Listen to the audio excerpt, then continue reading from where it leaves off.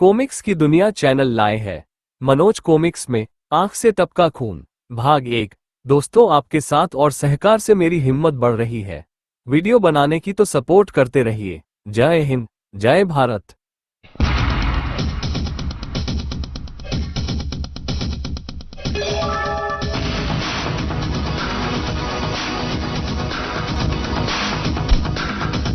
आंख से टपका खून। कथानक नाजरा खान। चित्रांकन विजय कदम, आत्माराम पुंड, कदम स्टूडियो। वीडियो एडिटिंग राज चावदा। पालम एयरपोर्ट पर मंडराता यह विमान आतंकवादियों के चंगुल में फंसा हुआ था। यदि शीघ्र ही हमारी मांगें न मानी गईं,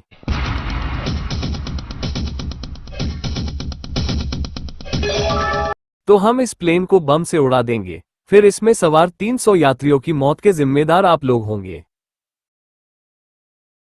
ये खबर मिलते ही पूरी सरकारी मशीनरी हरकत में आ गई थी। क्या मांगे हैं आतंकवादियों की? सर, वो लोग 20 करोड़ रुपया और देश से बाहर भागने के लिए एक प्लेन की मांग कर रहे हैं। हम 300 जाने खतरे में नहीं डाल सकते। हमें उनकी मांगें स्वीकार करनी ही होंगी। इधर आतंकवादियों की मांगों को लेकर मीटिंग चल रही थी। उधर आतंकवादी मौत के मुंह में फंसने जा रहे थे। सरकार को हमारी बात माननी ही। तभी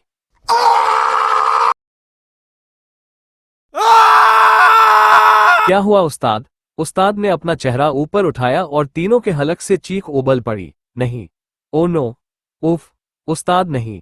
अपनी मौत बोल मुझे मूर्ख, अपनी मौत। और अगले पल मौत बिजली की भांति उन लोगों पर झपटी। नहीं, पहले तू मरेगा। दूसरे ही क्षण उस आतंकवादी के शरीर से धुआं निकलने लगा। जल्दी ही वातावरण में मांस के जलने की दुर्गंध फैलने लगी। फिर देखते देखते वो एक भयानक लाश में बदल चुका था। हा, एक गया। अब तुम्हारी बारी है। अब मौत बाकी दोनों आतंकवादियों की ओर बढ़ रही थी। मौत को अपनी ओर बढ़ता देख, रंगा, शूट कर दे इसे, ठीक है?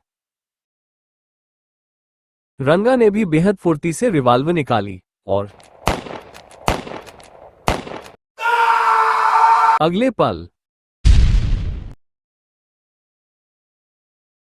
खून से नहा उठे दोनों। उफ, यह क्या?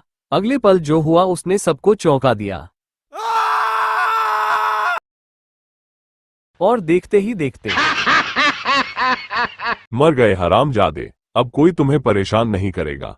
पायलट से कहना विमान नीचे उतार ले। इतना कहकर कुछ देर बाद ये बात पूरे शहर में जंगल की आग की भांति फैल रही थी। कमाल है, कलयुग में भी चमत्कार होने लगे हैं। हाँ जी, लगता है पापियों का नाश करने के लिए भगवान ने अवतार ले लिया है। दूसरी ओर इन सब हंगामों से बेखबर शहर के इस बैंक में, खबरदार, कोई अपनी जगह से न हिले, वरना भून कर रख देंगे। ओह ओह, आतंकवादी। अपनी जान बचाना चाहते हो तो सारा रुपया हमारे हवाले कर दो। यंत्र चालित सा कैशियर नोटों की गड्डियां काउंटर पर रखने लगा। Very good. तभी हवा का एक झोंका सा प्रविष्ट हुआ बैंक में, और अरे, यह नोट हवा में कैसे उड़ने लगे। नोटों से बचने के लिए जैसे ही वो पीछे हटा,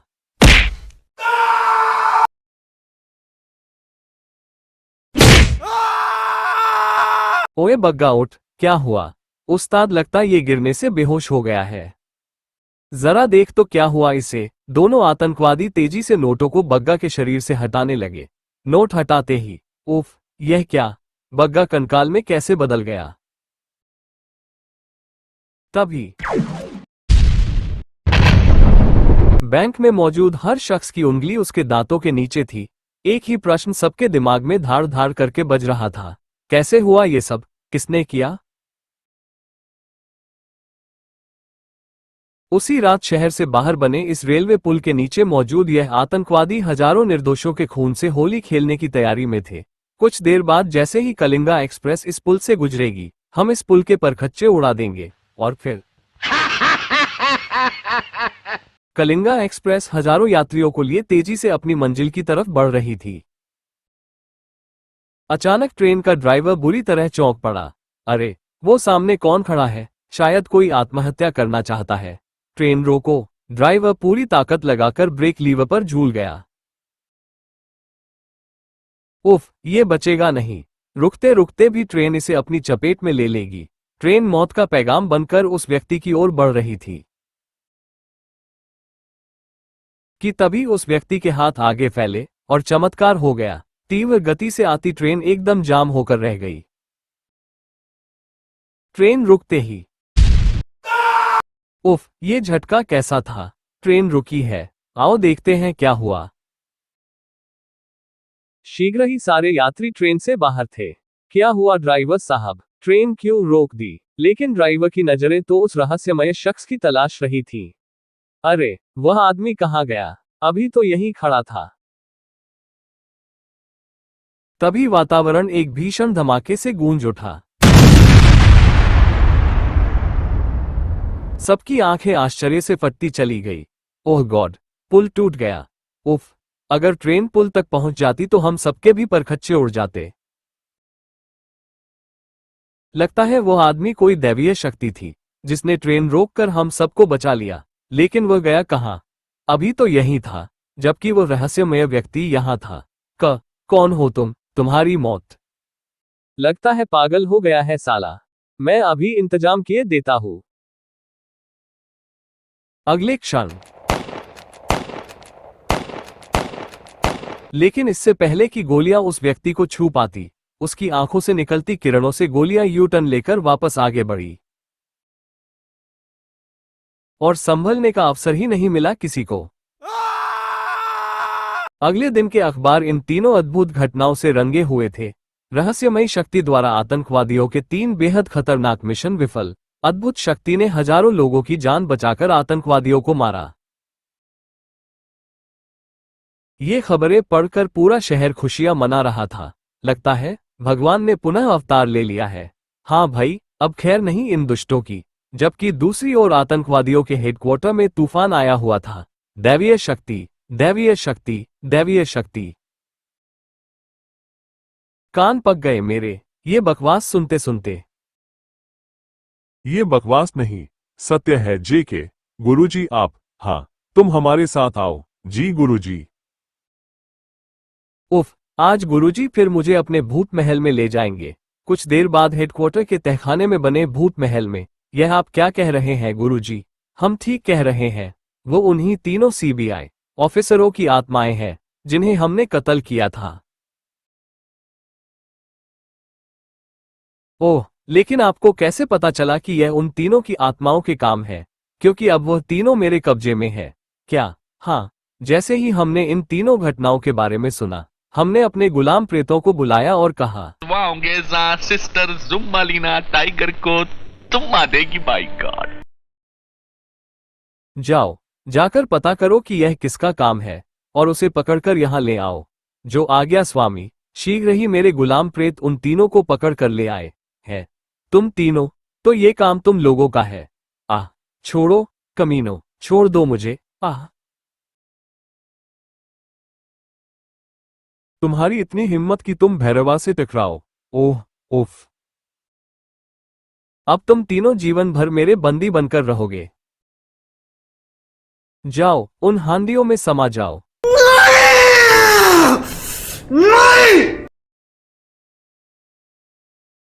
उन तीनों ने बचने की बहुत कोशिश की। उफ, आह, हाय, लेकिन सफल ना हो पाए। भैरवा की तंत्र शक्ति के आगे तो शैतान को भी झुकना पड़ता है। तुम तो चीज क्या हो? ये हैं वो तीनों हांडियां जिनमें उन तीनों की आत्माएं कैद हैं। ये तीनों बेहद खतरनाक हैं गुरुजी। इनका कोई ऐसा इंतजाम कीजिए कि यह फिर कभी हमारे रास्ते की रुकावट न बन सके। इसका इलाज भी मैंने सोच लिया है वत्स। हम इन तीनों हांडियों को ऐसी जगह दफनाएंगे जहां मनुष्य के पांव भी न पड़ते हों। ऐसी कौन सी जगह है गुरुजी जहां मनुष्य के पांव नहीं पड़ते? ये तुम्हें स्वयं पता चल जाएगा। तुम तुरंत चलने का इंतजाम करो। कुछ देर बाद जेके और भैरवा अपने विशेष हेलीकॉप्टर में रवाना हो गए। शीघ्र ही, ये हिंद महासागर है, एक यहां सुरक्षित रहेगा। ये सहारा का विशाल मरुस्थल, दूसरी हांडी यहां सुरक्षित रहेगी। और तीसरा यहाँ अंटार्कटिका में सुरक्षित रहेगा। तुम्हारे शत्रुओं का प्रबंध हो चुका है, अब वो बिना किसी मदद के आजाद नहीं हो सकते, और मदद मैं उन तक पहुंचने नहीं दूंगा। मेरी गुलाम शक्तियां हर पल इन पर नजर रखेंगी, और जो भी इनकी मदद को आएगा उसे समाप्त कर देंगी। आप महान हैं गुरुजी, आपकी वजह से ही तो जुर्म का बादशाह कहलाया जाता हूं मैं। फिर जेके गुस्से से फुफकारा, बहुत मिशन फेल हो चुके हैं मेरे। अब मैं मौत का ऐसा तांडव कराऊंगा कि पूरा हिंदुस्तान थर्रा उठेगा, और इस मिशन को सफल बनाने के लिए मुझे इंतजार है कल रात का, जब पूरा शहर विश्व की महान जादूगरनी शेफाली का मैजिक शो देखने रामलीला ग्राउंड में इकट्ठा होगा। अगले दिन रात को दर्शकों से खचाखच भरा रामलीला ग्राउंड गगनभेदी शोर से गूंज रहा था। We want Shefali, Shefali, Shefali. कुछ ही देर बाद शेफाली ने मंच पर प्रवेश किया। शेफाली, शेफाली माइक पर आई और बोलना शुरू किया। भाइयों और बहनों, विश्व के अनेकों देशों में शो करने के बाद मैं आज 3 महीने बाद वापस आपके बीच लौटी हूँ। आप लोगों से मुझे इतना लगाव है कि मैं एयरपोर्ट से घर जाने की बजाय सीधी आपके बीच आ रही हूँ। मुझे आशा है मैं आपका भरपूर मनोरंजन कर सकूंगी। खुशी से चीख रहे थे दर्शक, जबकि उनमें किसी को तलाश रही थी शेफाली। सन्नी के पापा अभी तक नहीं पहुंचे, जबकि उन्हें पता था कि आज मेरा शो है। शायद किसी काम में अटक गए होंगे। मुझे प्रोग्राम शुरू करना चाहिए। फिर शेफाली ने अपना प्रोग्राम शुरू किया। My first item, flying child. Sunny बेटे, इधर आकर लेट जाओ। Yes mummy. 12 वर्षीय सन्नी शेफाली का बेटा था। नन्हा सनी मेज पर लेट गया और शेफाली ने मंत्र पढ़ना शुरू किया। गीली गीली छू। दूसरे ही क्षण Look, flying child. My second item, elephant in the hat. ये देखिए। पूरा मैदान दर्शकों की तालियों से गूंज उठा। शेफाली का जवाब नहीं, वाकई विश्व की सबसे महान जादूगरनी है ये। लेकिन एक दर्शक ऐसा भी था जिसे इस खेल से कोई सरोकार न था। बम रख दिया है, अब मुझे तुरंत यहां से निकल जाना चाहिए। उसे जाता देख शेफाली चौंक पड़ी। सभी दर्शक मंत्रमुग्ध से मेरे प्रोग्राम को देख रहे हैं, लेकिन वो आदमी, कोई गड़बड़ लगती है। मुझे पता करना चाहिए। अगले क्षण दूसरे क्षण शेफाली उस व्यक्ति के सामने थी। कहाँ जा रहे हैं जनाब? शेफाली को अपने सामने देख वह बुरी तरह हड़बड़ा गया। कहीं नहीं, बस यूं ही। जरूर कुछ गड़बड़ है। मेरी आंखों में झांक कर जवाब दीजिए जनाब। उसने शेफाली की आंखों में झांका और हो गया सम्मोहित। अब बताओ, कहाँ जा रहे थे? तू होती कौन है मुझसे ये पूछने वाली? मैं यहाँ से भाग रहा था क्योंकि 5 मिनट बाद यहाँ एक बेहद शक्तिशाली बॉम्ब फटने जा रहा है। क्या कहा? बम? हाँ, कहाँ रखा है तुमने वो बम? दिखाता हूँ, आइए मेरे साथ। वो व्यक्ति उसे बम तक ले गया। ये रहा। ओह गॉड! शेफाली ने उसके हाथों से सूटकेस झपटा और पूरी शक्ति से ऊपर उछाल दिया। इसी के साथ ही वातावरण एक भयंकर धमाके से गूंज उठा। कांप कर रह गए सभी। हे भगवान, इतना भयंकर विस्फोट! शेफाली ने हमें बचा लिया। उफ, अगर ये यहां फट जाता तो हम सबके चीथड़े उड़ जाते। फिर क्रोध भीड़ बम रखने वाले पर टूट पड़ी। ओह, पकड़ लो इसे, ये बम इसी ने रखा था। मारो, मारो। नहीं, इसे कोई नहीं मारेगा। इसे पुलिस के हवाले किया जाएगा। फिर उसे पुलिस के हवाले कर दिया गया और शेफाली शो समाप्त करके अपने घर आ गई। आओ बेटा, दरवाजे पर पहुंचकर। अरे, यहाँ तो ताला लगा है। लगता है अभी तक जनाब ड्यूटी से घर नहीं लौटे हैं। अनुपम, खैर कोई बात नहीं, दूसरी चाबी तो है ही मेरे पास। दूसरी चाबी से ताला खोलकर शेफाली ने अंदर प्रवेश किया। आओ बेटा, अंदर चलो। अंदर आने के बाद, सन्नी, तुम थक गए होंगे, सो जाओ। नहीं मम्मी, मैं पापा का इंतजार करूंगा। 3 महीने हो गए उनसे मिले हुए। तुम थके हुए हो बेटा, सो जाओ। तुम्हारे पापा आएंगे तो मैं तुम्हें जगह दूंगी। प्रॉमिस मम्मी, प्रॉमिस बेटे। सन्नी को सुलाकर शेफाली दूसरे कमरे में आ गई। यहाँ बैठकर उनका इंतजार करती हूँ। उसे बैठे हुए अभी कुछ ही देर हुई थी कि अचानक, ओह, मानसिक तरंगे, लगता है कोई मुझसे संपर्क करना चाहता है। मगर कौन? शीघ्र ही उसे जवाब मिल गया। मैं अशोक हूँ शेफाली। कहाँ हैं आप? आप तो नरेश और विकास भैया के साथ शो में मुझे मिलने वाले थे। अब हम तुमसे कभी नहीं मिल सकते, हम तीनों का कत्ल हो चुका है। नहीं, ये नहीं हो सकता। कह दीजिए ये झूठ है। ये सच है शेफाली। मुझे बताए कौन है आपका कातिल, मैं उसे जीवित नहीं छोड़ूंगी। ये बहुत लंबी कहानी है शेफाली, सुनाने का समय नहीं है मेरे पास। मैं तुमसे मदद मांगने के लिए बहुत मुश्किलों से संपर्क स्थापित कर पाया हूँ। मेरी आत्मा इस वक्त उत्तरी ध्रुव में बर्फ के नीचे दफन है। तुम फौरन मुझे आजाद करवाओ। इसी के साथ ही संदेश आना बंद हो गया। शेफाली क्रोध से चीख उठी। मैं आपको आजाद कराऊंगी स्वामी, मैं आ रही हूँ। उधर, मैं आपको आजाद कराऊंगी स्वामी। ये कौन है जो अशोक को स्वामी कह रही है और उसे आजाद कराने की बात कर रही है? अभी पता करता हूं, दिखा कौन है वो जो अशोक की आत्मा को छुड़ाने की बात कर रही है। तुरंत ही शेफाली की तस्वीर आग में उभरी। ओह, विश्व की मशहूर जादूगरनी शेफाली। यह उस सीबीआई इंस्पेक्टर अशोक की पत्नी है। ऐसा ही लगता है। तो कुछ कीजिए गुरुजी, वरना यह अपनी शक्तियों के बल पर उन तीनों की आत्मा को आजाद करा सकती है। घबरा मत जेके, कुछ नहीं होगा। सुन, तुझे क्या करना है। फिर भैरवा जेके को कुछ समझाने लगा। इधर शेफाली अपने घर में बैठी अपनी माँ को फोन कर रही थी। हेलो माँ, मैं शेफाली बोल रही हूँ। शेफाली, क्या हुआ बेटी? इतनी रात गए कैसे फोन किया? जवाब में शेफाली ने सारी बात माँ को बता दी और बोली, माँ, मैं सुबह इनकी आत्मा की खोज में जा रही हूँ। सन्नी को मैंने ड्राइवर के साथ आपके पास भेज दिया है। अच्छा बेटी, आप उसका ख्याल रखिएगा। फोन रखकर शेफाली जैसे ही पीछे पलटी, बीवीजी। शंकर, तुम यहाँ? सन्नी कहाँ है? बीवीजी, वो लोग सन्नी बाबा को उठाकर ले गए। क्या? हाँ बीवीजी, मैं सन्नी बाबा को लेकर जा रहा था कि अचानक मजबूरी में मुझे भी कार रोकनी पड़ी। कार रुकते ही, रुक जाओ, बच्चे को कहाँ ले जा रहे हो? पीछे हट साले। फिर वो लोग कार में बैठकर रवाना हो गए। अरे, कोई पकड़ो उन्हें। मुझे तुरंत पुलिस को खबर करनी चाहिए। शेफाली फोन की तरफ बढ़ी। तभी, ठहरो शेफाली, पुलिस को फोन करने की बेवकूफी मत करना। ओह, मानसिक तरंगे। कौन हो तुम? तुम्हारे बेटे का अपहरण करता। क्या चाहते हो मुझसे? अपने पति को मुक्त कराने का विचार छोड़ दो, वरना तुम्हारे बेटे को भी तुम्हारे पति की तरह मार दिया जाएगा।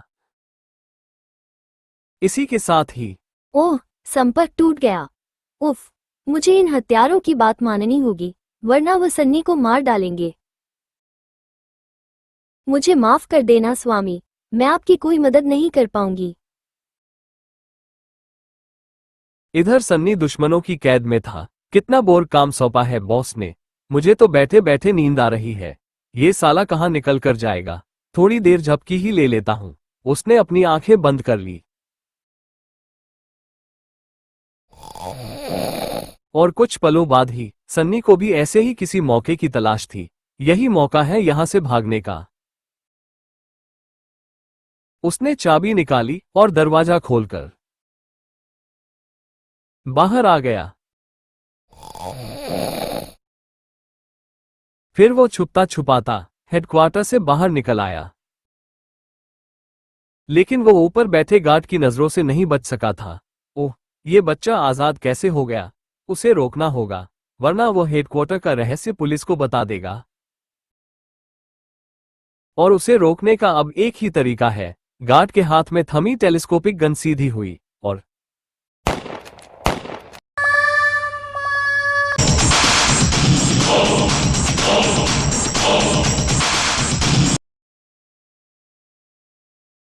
इधर, मानसिक शक्तियों, दिखाओ मेरा सन्नी कहाँ है?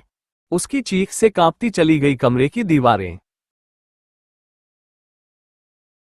अगले पल जो दृश्य शेफाली के सामने प्रकट हुआ उसे देख उछल पड़ी वो। नहीं, ये नहीं हो सकता। सन्नी, मेरे बच्चे, मेरे लाल, तू मुझे छोड़कर नहीं जा सकता।